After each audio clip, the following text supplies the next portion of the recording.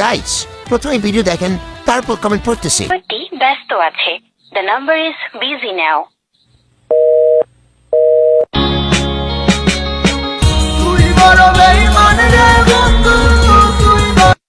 বিশ্বাস কর ভাই, এর কান্না দেখে আমিও কান্না করছি। अच्छा नेक्स्ट কেউ হাসবা না, এটা খুব কষ্টের ভিডিও।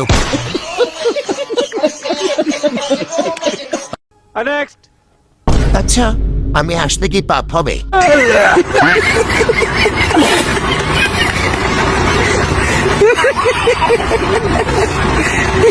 नेक्स्ट ভুলে হেসে ফেলছি, এখন কি পাপ হবে?